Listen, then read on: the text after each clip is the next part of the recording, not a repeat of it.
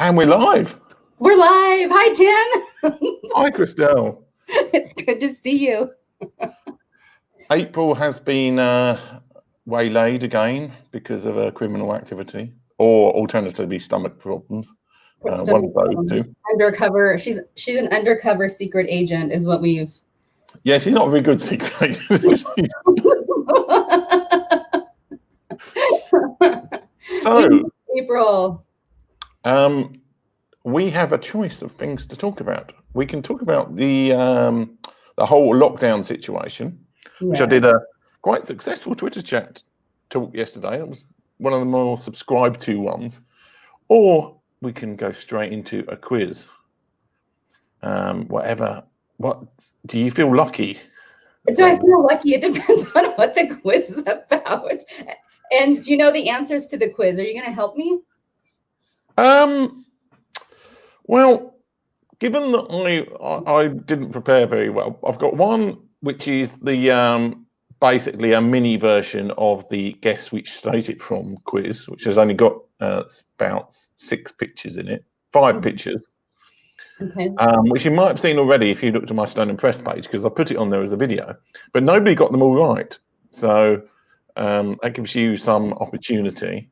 Okay. We could do that quickly. It's quick. And then we could talk about something for a while. And then we could do another quiz. You can see how much massive amount of planning goes into these shows. Tim, or we could just laugh and let's do a quiz. And just so you know, I'm looking at my phone because I'm sharing I'm doing a watch party. Starting a watch party on my page. Now we can do the quiz. Well, it's a good thing you were looking at your phone, because I accidentally put up all the pictures in the quiz and then hid them. So I didn't see anything. So are we back to America? Oh. Guess the state. There's only 5 in this, so. Wait a minute. You should be able to get this one, given that April guessed it. Is it DC? Sorry? Virginia? Yes. Oh, I forgot the overlay I had. Good time. Virginia. I'm excited. So excited. So you got that right. Yeah. I'm so excited. Right. Next one. This one's relatively, well, I'll say it's relatively easy. If you haven't been there, then you wouldn't know, but. It's relatively easily. Oh, okay. I'm just thinking, but I'm looking at the name of the station. That's not. It's a station. Yeah. Oh, look at me! You get to see my eyes up close. It's a station. A station. Oh, East Coast. Is it East Coast? It must be East Coast. Oh well. Oh no. Okay. Well, the station name is Quincy. You probably can't see it on your thing. And it's not East Coast. It's not West Coast. So it's not West Coast, but Kansas. No, they don't have trains in Kansas. No one's riding the train in Kansas. Well, basically, the trains in that bit of the Midwest are basically once a day, and they're they arrive at 3 a.m. No, what big city that's not on the East Coast and not on the West Coast has a big train system and would have somewhere called Quincy in it? Chicago. Trains. Yes. Illinois. So what state is that in? Illinois. Woo! Yay.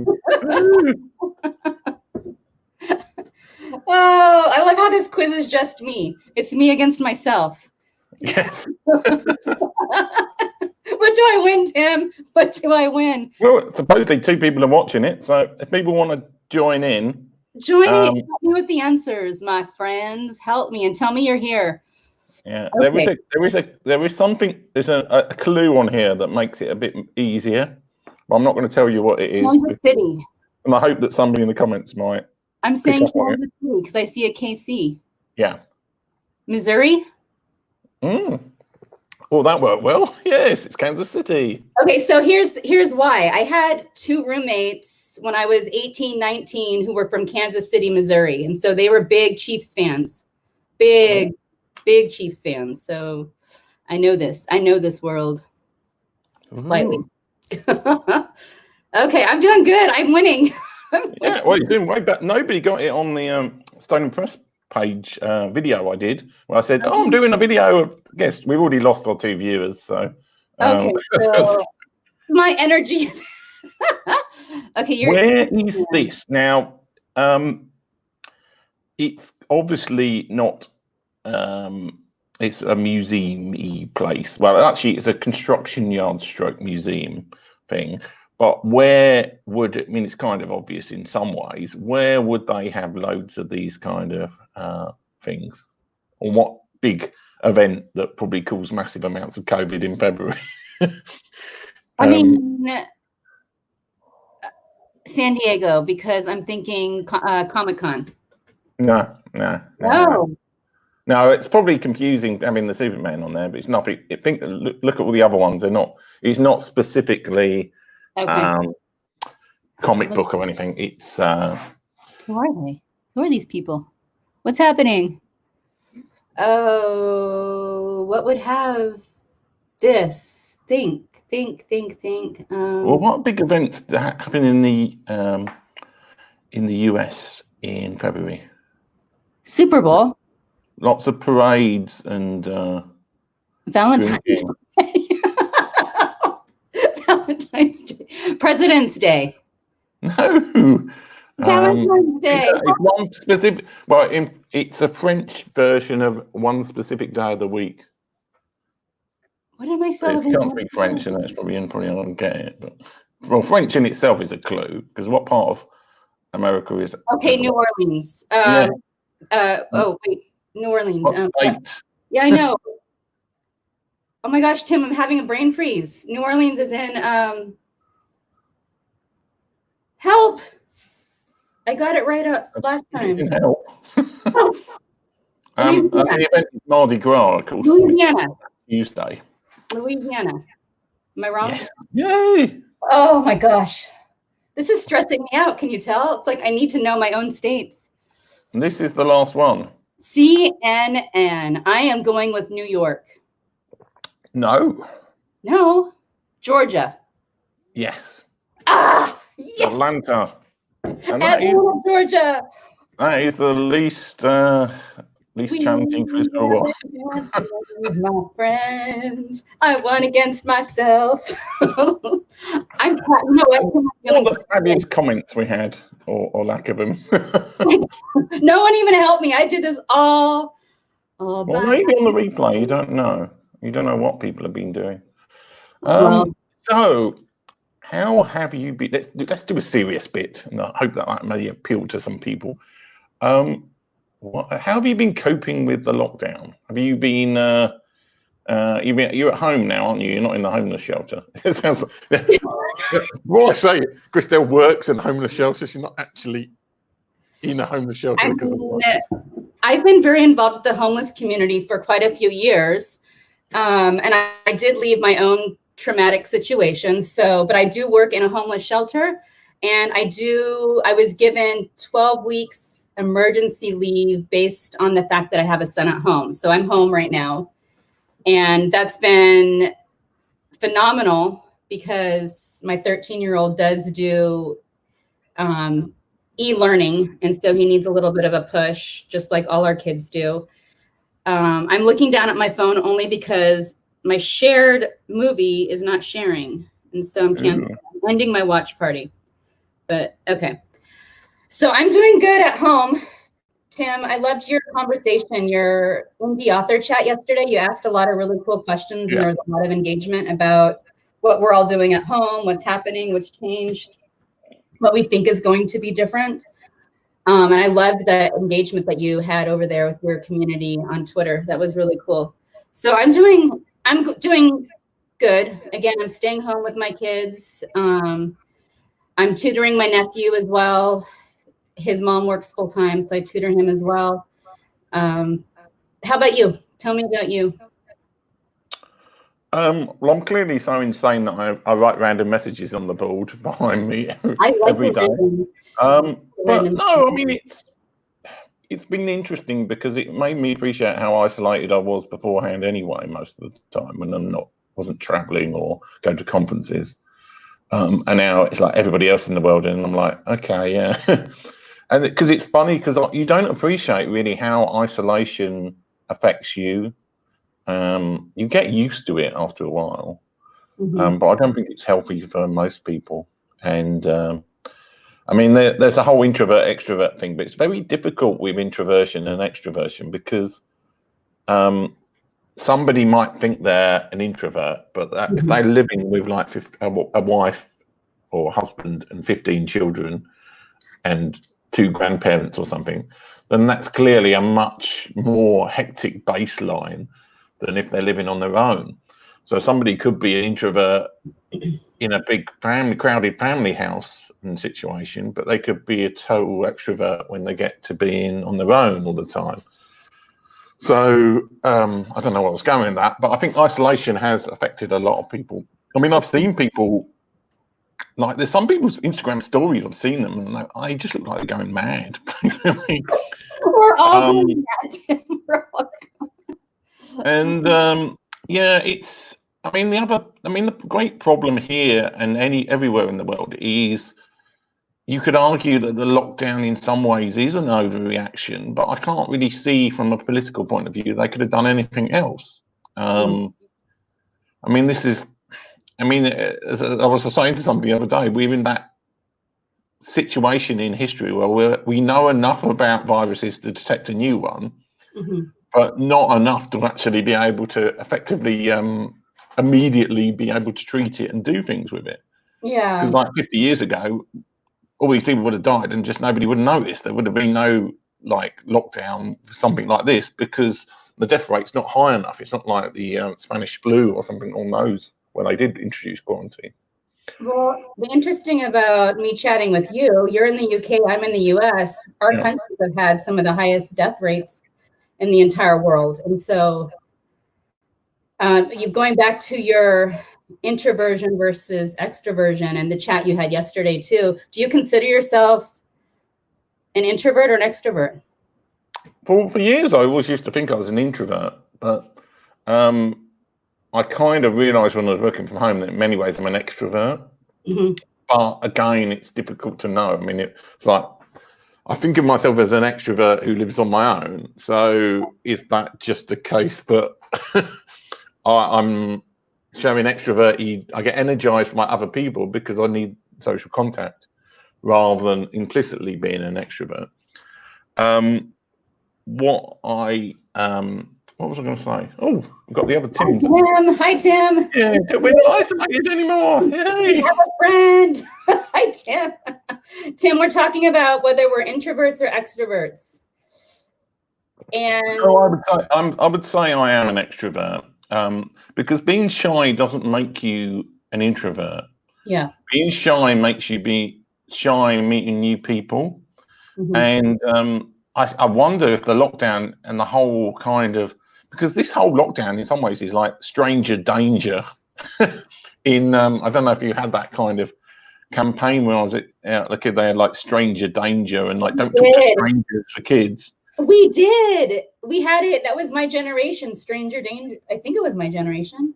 Was that? Yeah. You? Well, they didn't call it stranger danger in the UK, but that's a similar kind of name. But like now, like imagine growing up in the COVID thing.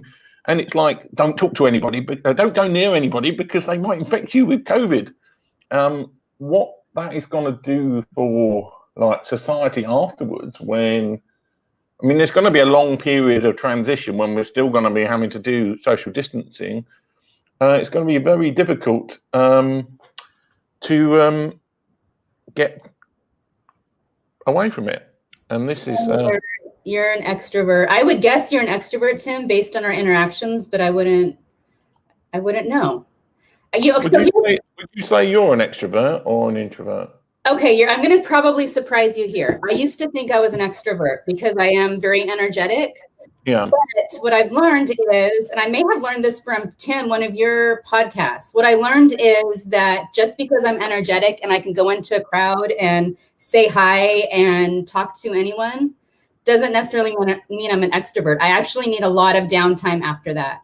Yeah. So I enjoy the energy. I enjoy the energy. I'm very energetic, but depending on the size of the crowd, depending on the energy of the crowd, I need downtime for hours. I have to relax. And if it's a big event, I might need downtime for an entire week. I've done community outreach type programs where I needed rest for an entire year. So I found out I'm actually an introvert. I'm not an extrovert based on where I get my energy from and how much energy I need. Well, I mean, this is one of the problems with it in that it's not well defined. The whole energy thing is from Carl Jung. He said that that was how he defined introvert and extrovert, and that's the most convincing explanation I've seen. But there isn't really, I don't think there's a psychological definition of it. And some people lump together shyness and outgoingness with extroversion, and but yeah, I mean, because I'm the opposite. I'm like, I was shy, but I've kind of overcome that lately, really. But yeah, being shy doesn't make you an introvert. Similarly, being outgoing doesn't make you an extrovert.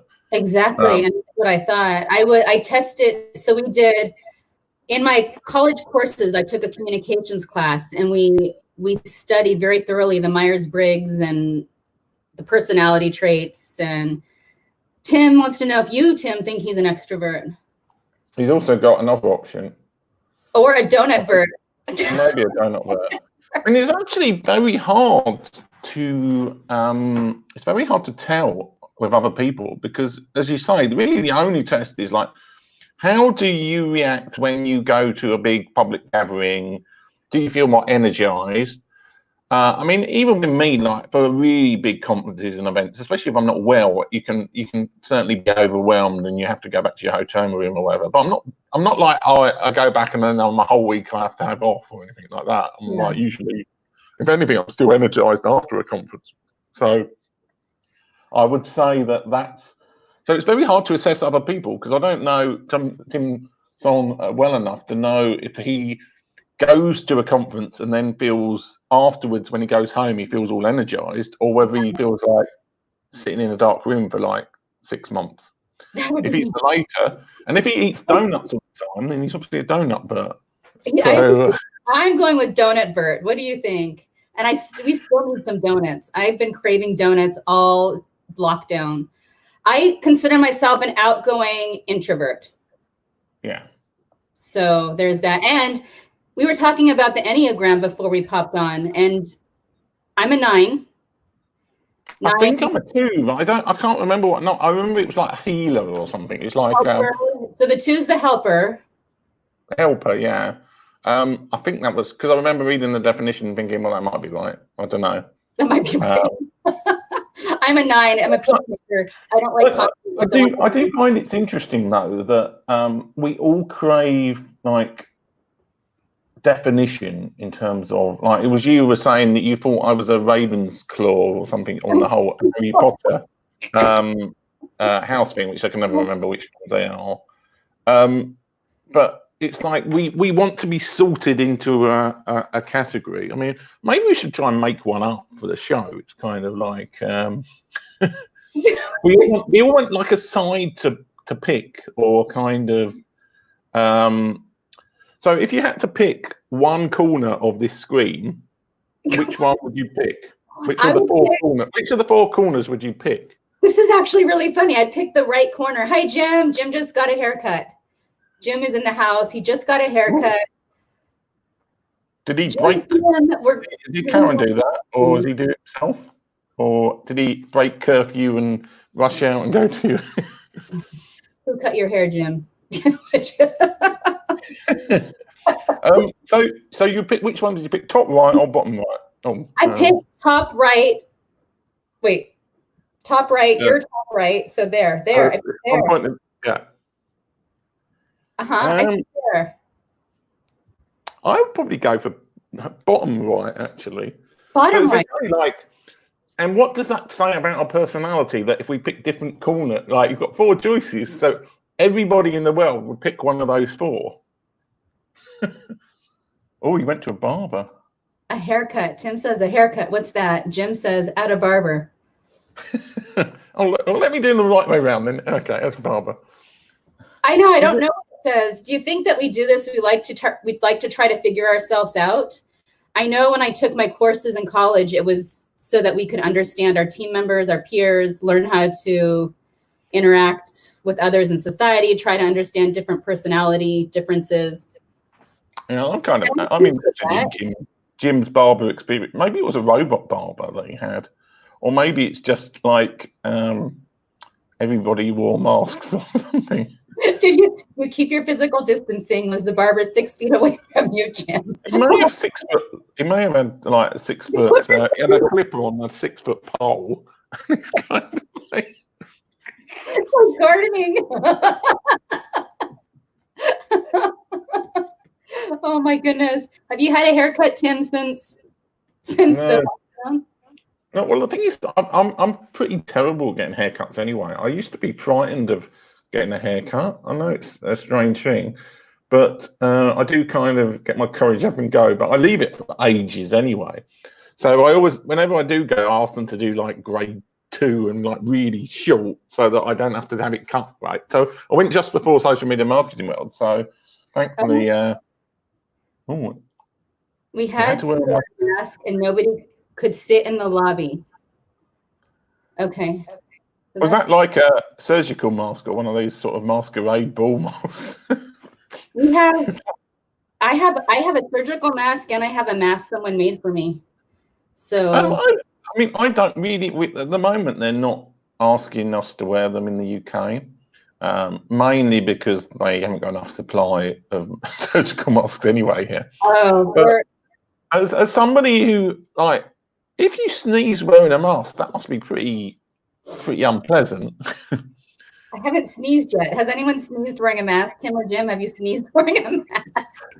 Well, I mean, it's like, if you were wearing a mask for any other purpose and you sneezed, you kind of like wouldn't want to keep wearing it. I'm just like, I mean, coughing wearing a mask, yeah, okay, you probably wouldn't know it. It's like,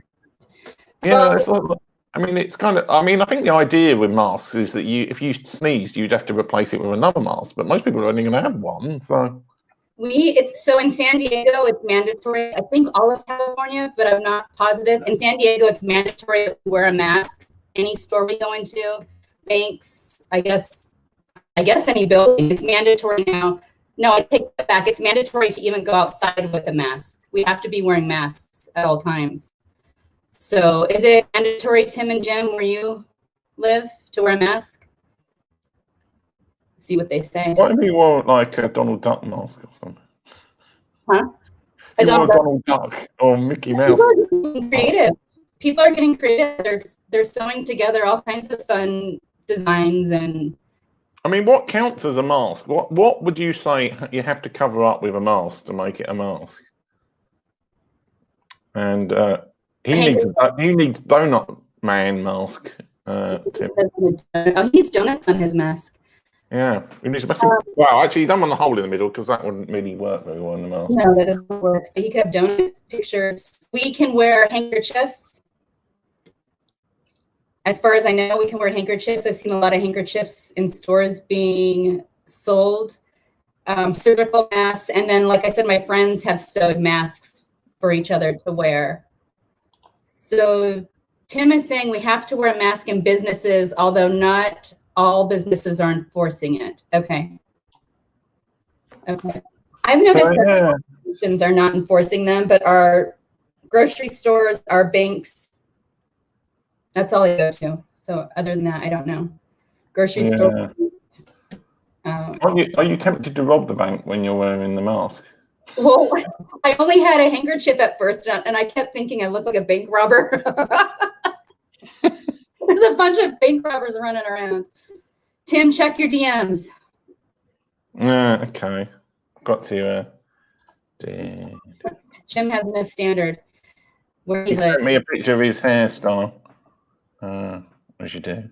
Oh, of his hairstyle. Let's see his hair. So Tim and Jim are coming on our show. I'm excited. Yes. What are we going to talk about? Tim and Jim. Tonus and Tonus, I know this.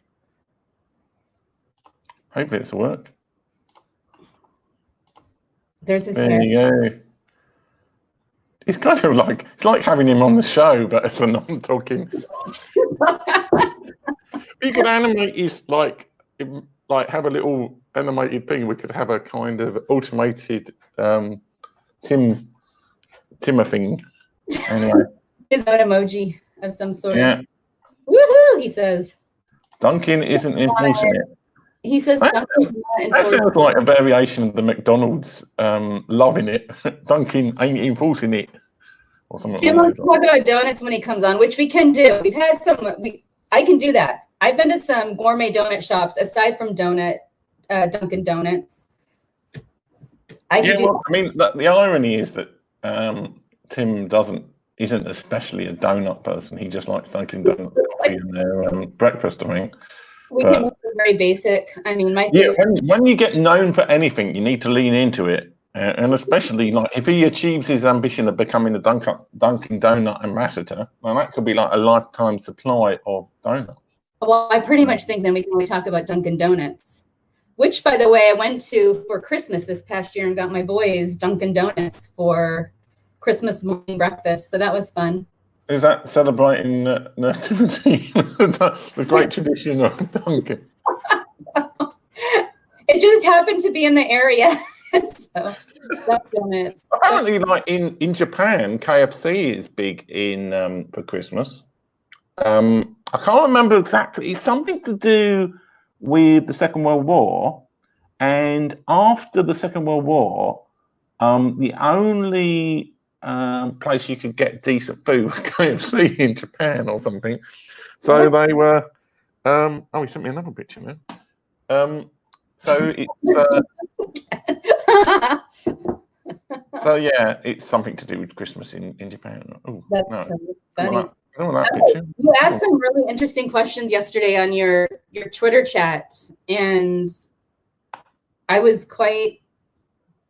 Aww, his daughter. Well, I presume he's his daughter. It could be. Oh. It could be one. It could be like some random person who's wandered in off the street.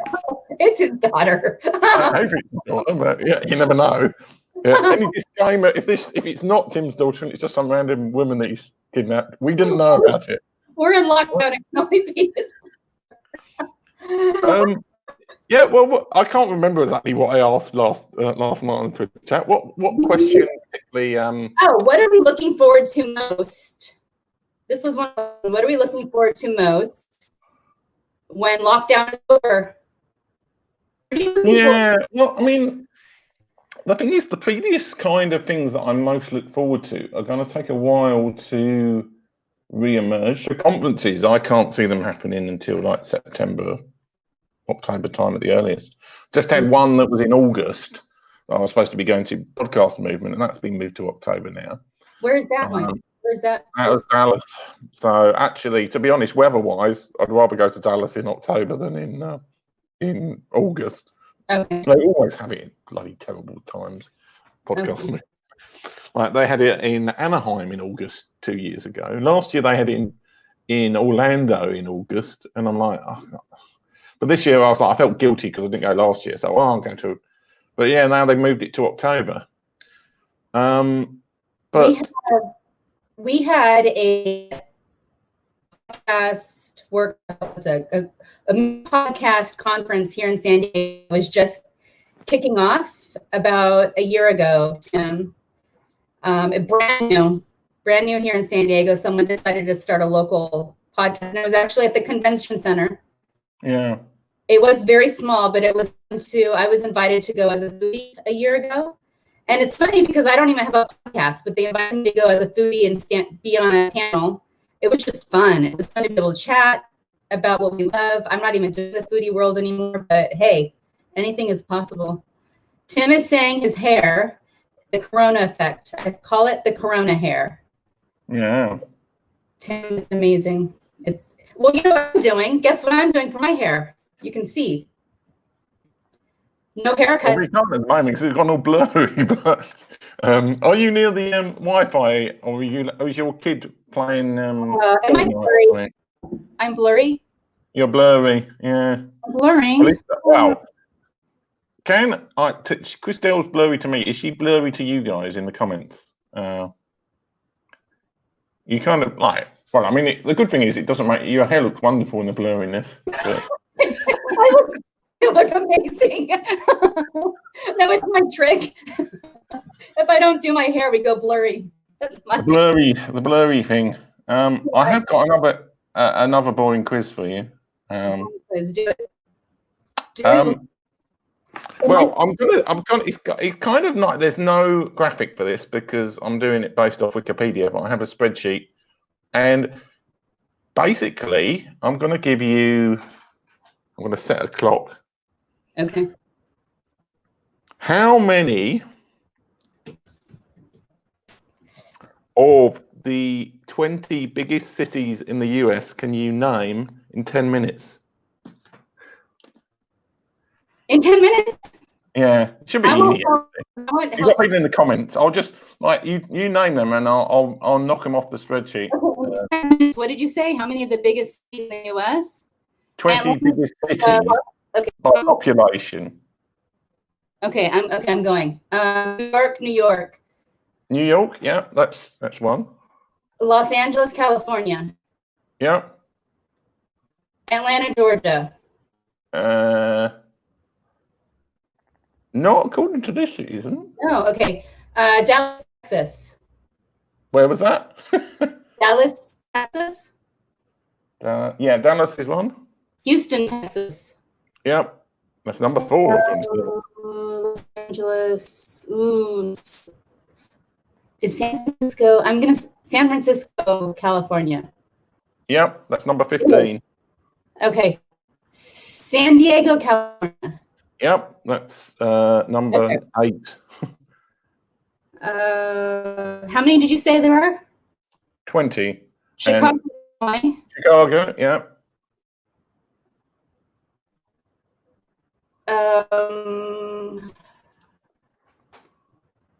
Okay, now I'm running out. Okay, I'm thinking. You might need to ask the audience in the best tradition of. Jim and Tim, they're not helping me. Jim and Tim. 7 you've got so far. 7 out of 10. This is from Wikipedia as a source, so. Okay. Jim is looking forward to being here, so clearly not interested in quiz. Arizona. Where was that? Phoenix. Yep, that's one of them. I'm so good. I'm cheering for myself. Oh, where? Okay. Miami, Florida. I'm not. No, it isn't. That's surprising. Oh wow, Orlando, Florida. This is probably when I'm going to scroll up and down. No, that's not in. There is one. Well, there is one in Florida. I'm wondering if it's just a different name for one of the. Let me look up. Tallahassee, Florida. No. I'm actually wondering if it's just another name for one of the other conurbations. Let me have a go into Google Maps. I think Miami, Orlando. I'm using up all my processing power on my things. Oh no, it is a separate city that I never heard of. I get that. I'm not going to get it. I don't think. Well, that one's Jacksonville. So. Oh, Jacksonville. Okay. Boo. So, Jim, we're doing the 20 largest cities in the nation. Yeah, by population, as said by Wikipedia in 2018, and don't go and look it up because you could just read it. So I feel like I'm the most obvious ones. I did San Diego, California, Los Angeles, San Francisco, Jacksonville, Florida, Chicago, Illinois, Dallas, and Houston. Now I'm stuck. Ooh. Minneapolis, Minnesota. No, not going to do this. Yeah. Okay, I'm not surprised. So the ones you've done so far: New York, Los Angeles, Chicago, Phoenix, Houston, San Diego, Dallas, Denver. Well, Jacksonville. I gave you one, and San Francisco. Jim is saying Denver. Yeah, that's another one. So 8 out of the 20. 8 out of the 20. What are our big cities here? One of them used to be your capital. Used to be. And one of them is your capital, actually. Sacramento, California. No, well, actually, I don't think that's. You mean where this is where my actual lack of US geography is coming in. I did give you one answer there, and I gave you another answer. I'm talking about the whole country. Not there is another one in California. Jim has some answers here. Jim says Boston and Charlotte. Okay, Charlotte. Yeah, that's one. I don't think Boston's big enough anymore. No, Boston's not. I mean, what you got to remember is you've got a lot of population growth in a lot of US cities. There is, like I say, there's one that used to be your national capital, and there's one that is your national capital that you haven't said yet. Oh, Seattle from Jim. Seattle's on the list. Yeah. Tim is quizzing us on our biggest cities by population in the US. Yeah. So you said, is Seattle on there? You said on there? Seattle's, yeah, that's gone. That's right. Is Boston there? No, Boston's not. Actually, one of them's quite close to one you've already got. It's like they're thought of as the same place, but they're actually two. It's where I'm going to podcast movement. Well, it's near to where I'm going to podcast movement. So near to Dallas. Oh, Jim's got Philadelphia, which is your old capital. So Philadelphia. So there were a couple that are close to other ones. So there's one that's close to San Francisco. Sacramento. And then there's one that's close to Dallas. So Austin, Texas. Oh, well, that's on there, but that's not the one I was going for. So yeah. I was thinking South by Southwest. Yeah, Austin is one of the bigger ones. Okay, Tampa isn't. No. New Orleans isn't either, surprisingly. New Orleans is quite constricted in terms of like because of the space of the city. So. Okay, wait a second. You said somewhere near San Francisco. It's this. What is it? It's I think it's near San Francisco. what we're talking about. It's Bay Area. I think it's the one right south of San Francisco off the island. Oh, San Antonio, that's one. San Antonio. That's number 7 in the country, apparently. Okay. Tim said Pensacola, Pennsylvania. No. Jim says Tampa. Did you already see those? Yeah, I saw that. And you still haven't got your national capital yet. National capital. Washington, D.C. Yes. I thought that's actually number 20. 20 in the on the list. How many have we gotten so far? 14 out of 20. So number 10, I think, is right next door to San Francisco. Oh, number 13 is right next door to Dallas. Number 14 isn't. Number 17 is another one. Those 17 and 14 are kind of in the middle of the country-ish. They're big. They're states I've not been to, actually. So, and places I've been to. Oh my goodness! You know, I want to look at a map right now. Am I allowed to look at a map? Yeah, you can look at a map if you want to. Oh, Indianapolis. Indianapolis.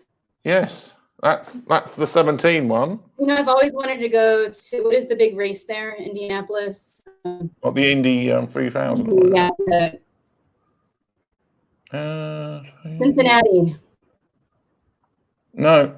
Jim said Cincinnati. Jim says Milwaukee. Oh, that's a good one. Milwaukee. Not Detroit ever. No, it's always I'm genuinely surprised by these, but this is from Wikipedia, so it's obviously unreliable. It actually sounds fairly accurate. I'm just not thinking right now. Okay, I'm pulling up my United States maps. I'm not cheating with population, but I'm just wanting to see cities now. if it will pull up.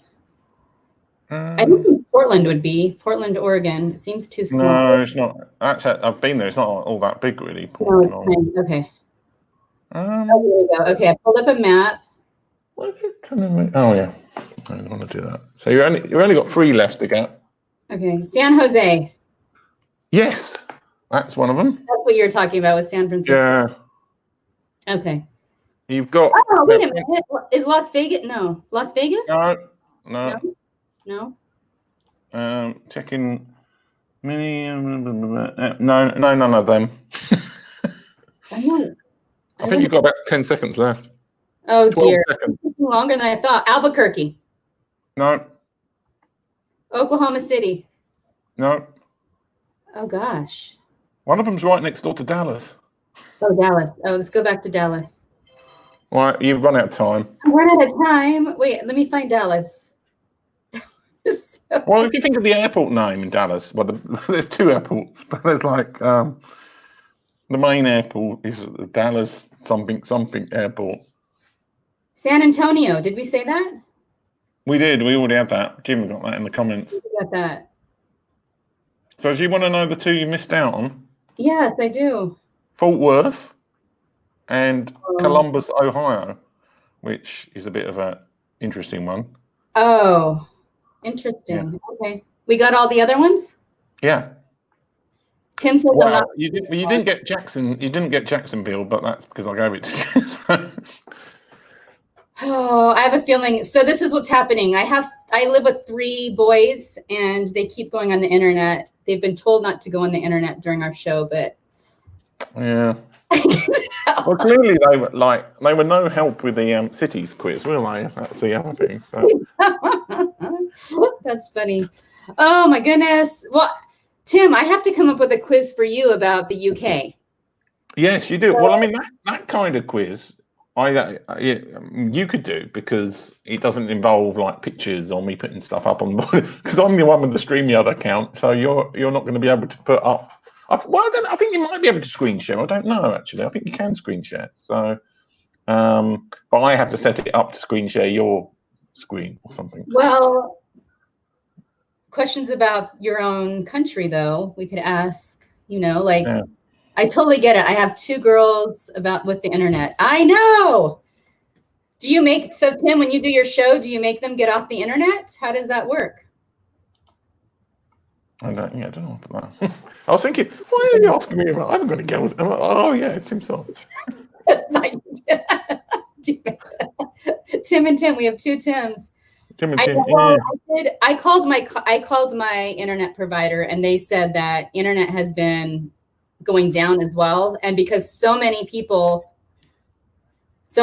are on it at the same time right now, everyone is having weird shady internet. Yeah, well, I mean mine went down. Mine's been going down for like a couple of hours at a time. Yeah. Thankfully not in the evenings when I do most of the stuff, but yeah. It went down it was annoying the other day because I was supposed to be having a call with somebody at 4 o'clock and it was working at 3:55 and it was down at 4 and I'm like, oh, okay. And then it was back up at 7. So it's been suspicious because it's down for like off at an hour boundary and on and out. So I think they're regulating it. What would the reason be for that? Sorry? What would the reason be for that exact same time every day? Well, the fact it's timed suggests, well, it's not at the same time, but it's on an hour boundary it was going. And to me, that suggests they're throttling it. So they're deliberately... like somebody somewhere is taking people down so that they can keep the most of the network going. Look, okay, so a squirrel ate our internet line a couple weeks ago and took 3 days to get it back. I have fiber, and aside from the squirrel, I have no issues. Yeah, well, it's good to eat fiber. That's the thing. That's the thing. The squirrel obviously was very worried about his nutritional thing. The squirrel ate it. Well, Jim went 3 days without the internet. Well, now Jim's going to have another. In 9 months' time, Jim's going to have another. So yeah, what do you do for 3 days without the internet? I mean, it's actually. I have realised that when it's gone down for me, how much you rely on the internet now. I mean, the thing is, I can get 4G on my phone most of the time, So I'm not disconnected totally, but oh, you're not. Any actual work, even though I very rarely do it, is impossible without the actual internet I was connection. going to say, because your whole job is based on being connected to the internet for the most part. Yeah. Oh, have you started writing anything, Tim? Are you working on it? But I have been doing, and I need to put myself out there. And the self-publishing course that I've been talking about doing for years is almost complete in terms of the slides and everything. So it's just a case of recording it and making it available, and then doing the whole kind of marketing push for it. Now, for me, I think I'll be a lot better at selling a higher price item like a course. Though there is always the it's the whole. I mean, this is something I've been thinking about recently, and I've been talking to my accountability partner about this. And it's like how it's almost developing like a business what I would call business confidence. Because I've gone to enough conferences and I've interviewed enough people and I know enough business people to see that it's not really what people are doing, it's the amount of like how they commit to do things.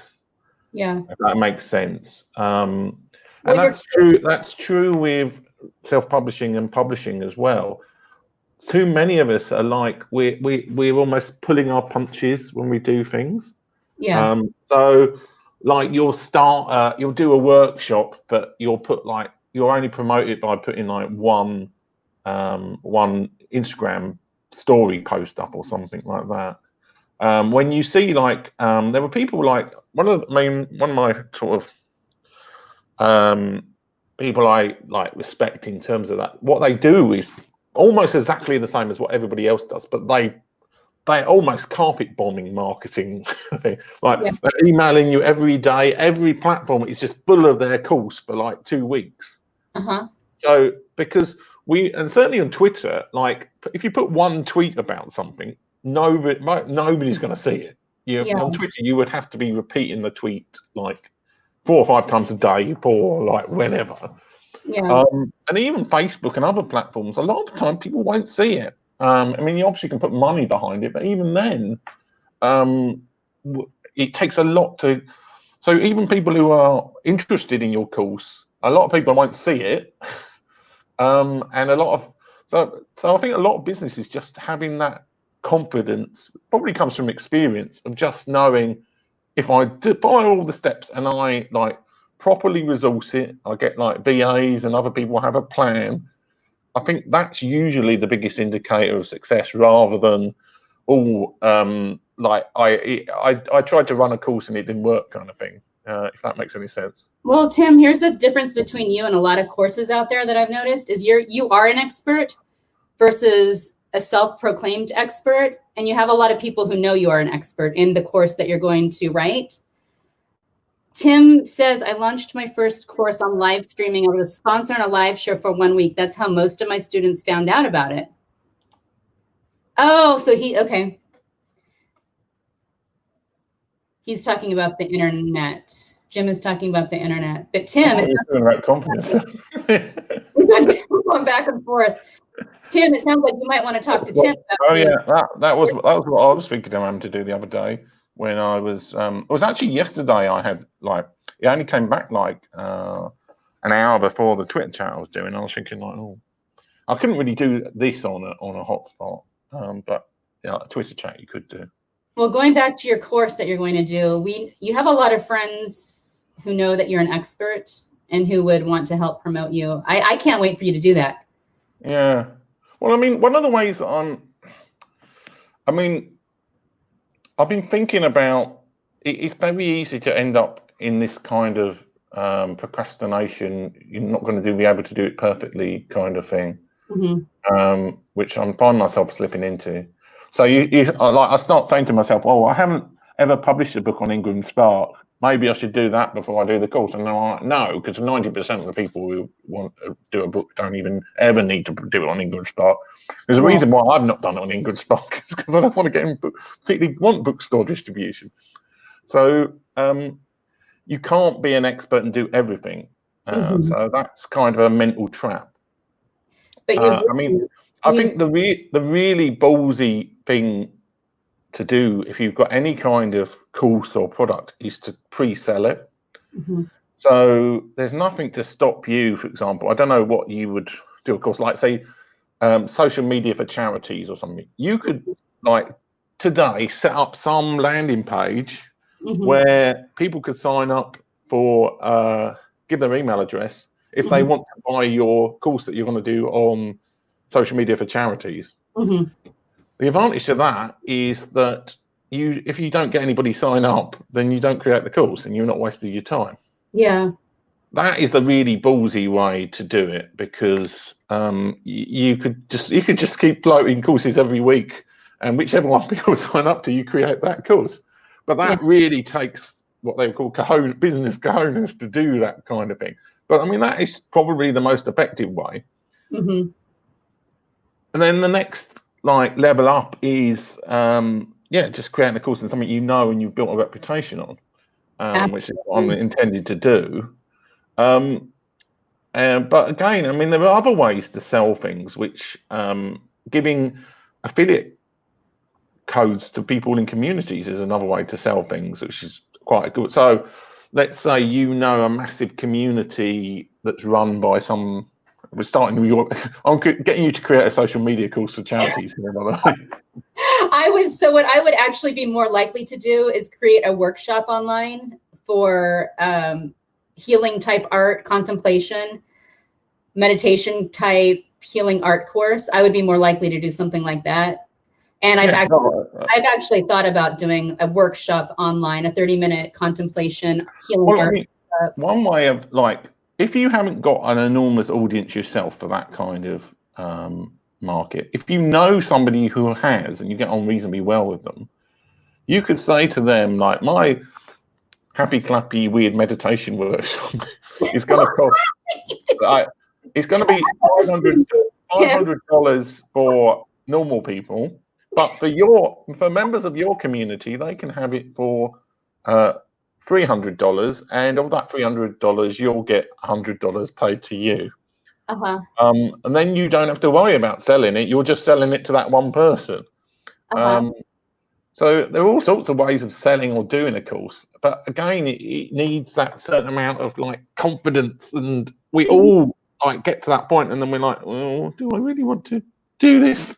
And well, someone like me who's writing a book would be more apt to seek out someone like you, Tim, for the course you're creating, because we want someone who's gone through the process. We want to know what you're talking about. You've done it several times through. You do the Twitter chat.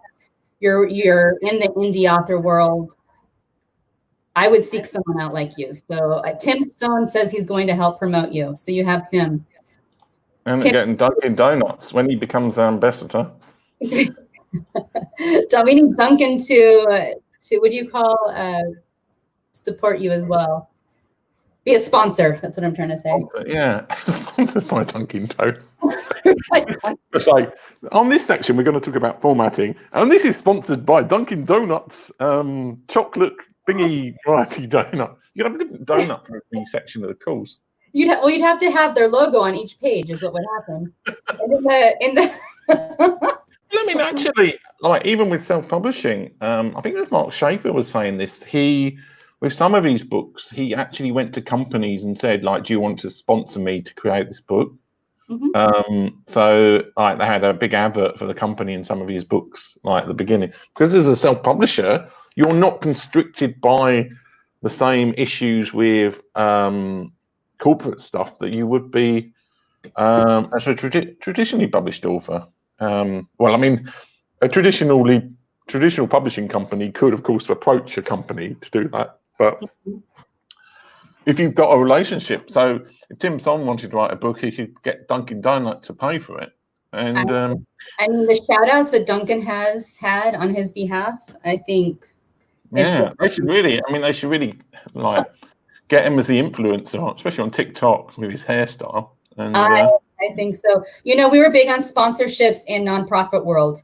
Every event we did had at least one sponsor, if not several. Yeah. And because we were in the education world, it was fairly easy to get sponsorships because there's certain corporations and companies who want to sponsor education. And so we got a lot of sponsorships. We got government sponsorships. I mean, we got community sponsorships. We were helping kids fall in love with reading, and businesses want to be part of something like that. Yeah. Well, I mean, it's always interesting. There are certain charities that have a lot of donations and interest, and other ones don't. And it was funny when I worked in corporate many years ago, 2014. I used to work for a company called ICAP, and every year they'd have a charity day where the company would give all the revenue they did money broking to charity that day. And actually, it was about £12 million a year, I think they gave to charity. But what was interesting is they got all these celebrities in by basically promising to give money to their charity. Yes. And so like somebody like Prince Harry or Prince William, it was always like, because the royals can't ever be associated with any kind of political charity. So it was always like Tusk, who were the sort of saving the rhinos' tusks in Africa, or kind of like, well, not the donkey charity one was always like, but it's always interesting that the charities that celebrities and other people represent, because basically once you get to a certain level of pop stardom or filming, you almost have to have charities that you represent, or they. So they would pick charities to give to get the celebrities to come in. So it was just interesting the way that it was distributed. I mean, I'm sure if it was like some charity for ugly rats or something, then you're not going to get any celebrities in for that, like the ugly rat facial reconstruction charity. So the thing I loved about my job was I got to do outreach and partnerships. That was my whole job. Also volunteers, but outreach and partnerships. So I got to go to those events, and I got to network and meet people and do presentations. I had a blast. It was so much fun. But I'm noticing that, charity in the UK and charity in America operates a little bit different. I have noticed. I noticed there's like the Prince's Trust Fund. Well, the Prince's Trust is kind of, it's a royal kind of, it's more an organisation than a charity. I think it's a charity as well, but it's not. Maybe they kind of. It's a charity that's run by the royal family to, right, but they also do a lot of stuff for private charities as well. So. Yeah, I mean, I don't know the details of it. I don't really know an awful lot about the non-profit sector in either US or the UK. I know there are different kinds of, there's charities and then there's like non-profits in the UK, and they're not entirely always the same. So, because if you're totally a charity, there's certain things you can't do commercially. Well, you can be a non-profit organisation, you can do more commercial stuff, but you have to not make a profit. Oh, I see. Would a charity fall under the Church of England and then a non-profit be on its own? No. I mean, the Church of England is the established church in the UK, but it's just a legal definition. I think actually being formally a charity, you're a lot more limited in what you can do. Jim is willing to be a charity, as are we. Raise your hand if you want to be a charity. So we're almost at the hour mark. So have you got any exciting? I'm trying to think of how am I going to end this sentence? What do you think I'm going to say now? Tim, can you encourage us with what books you might be reading during lockdown, or something that you've read prior to lockdown? What is a book that you highly, highly recommend? It could include your own books. Well, the funny thing is I haven't actually read a book in a while, which is a terrible revelation. I used to listen to like loads of audiobooks, and I've got out of doing that as well. But Mark Schaefer's book, The Marketing Rebellion, is very good. it's this is where I sound like it's similar to my own book in that it kind of asks questions and shows you like what's happening.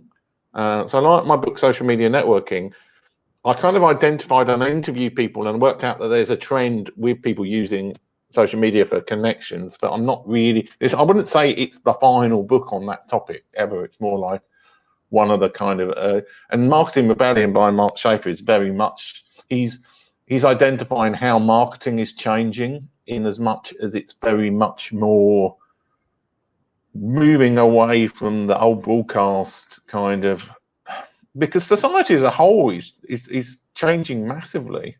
Yeah. So I mean, I actually did talk about this.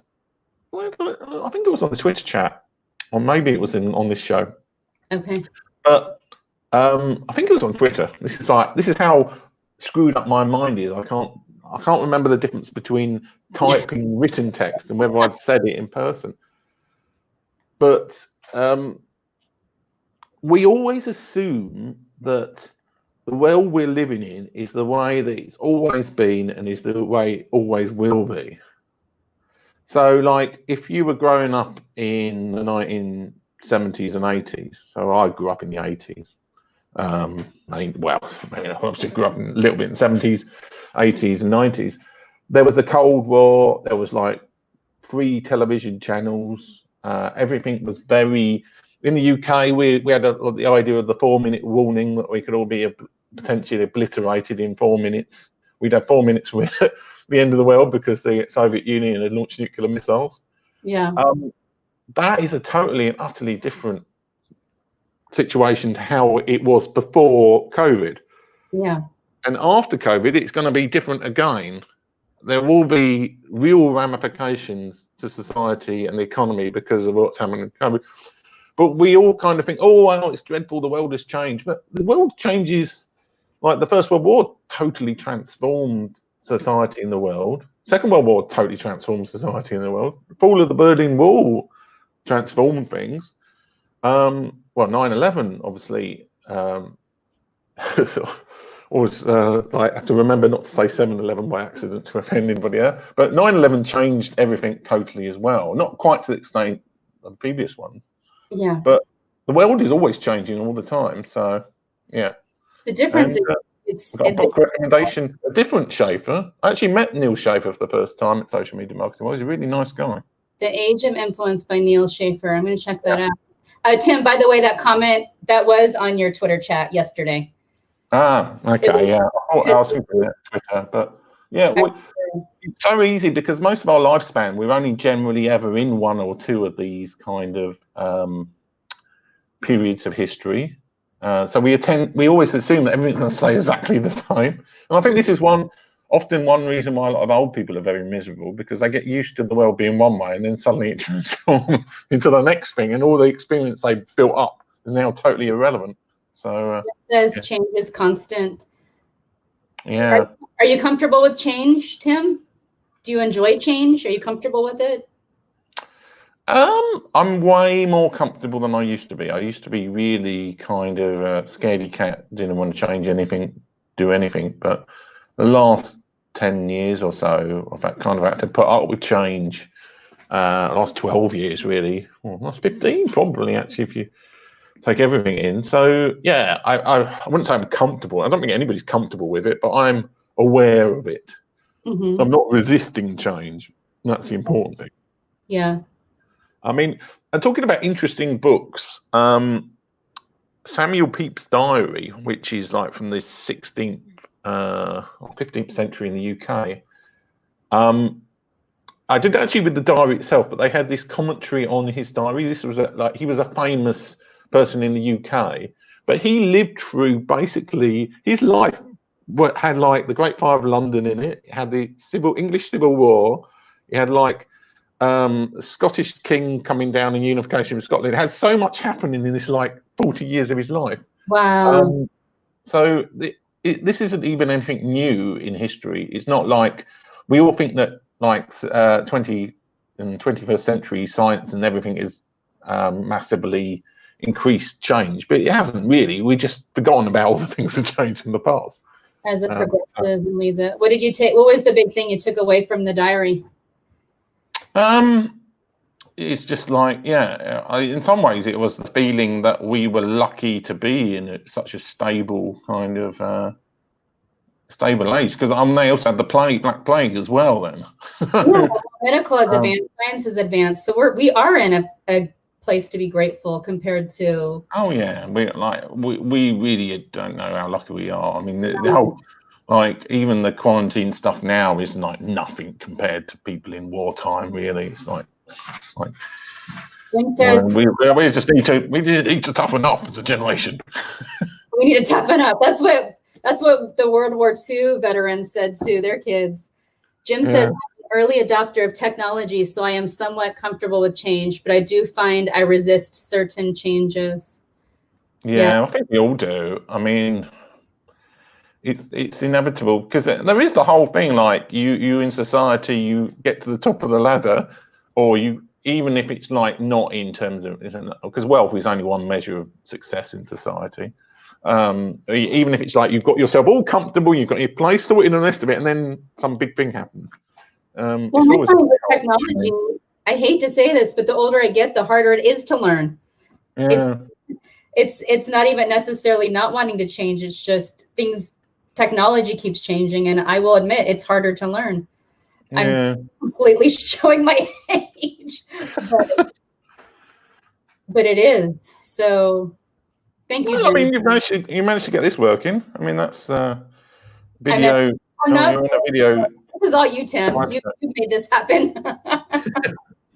Anyway, we've gone over 10 minutes over. So sign off. Thank you, Jim, Tim. Thank you, Jim, Tim. A random person who commented. Thank you, Jim, as well. Oh, her. And we will see you on Tuesday, when I have no idea who the guest will be. It'll be a mystery guest, because we haven't booked anybody yet. Who comes on this show? It may even be April, actually. We could interview April if she turns up and it's right. So Jim said he thinks he's older than both of us. We'll see. Oh, and when are Jim and Tim coming on? Are they the end of May? Yes. We have got the rest of May booked up. It's just next week. So all right. I've got a few ideas of people I can invite. And I suppose if necessary, we could just get Jim and Tim to come in disguise. All right, Tim. So good to chat with you as always. Thank you, Jim, Tim, Sohn. Yeah, we really do need a Kim to watch as well, and then we could have like the full Jim, Kim, and Tim. But anyway, goodbye, everybody.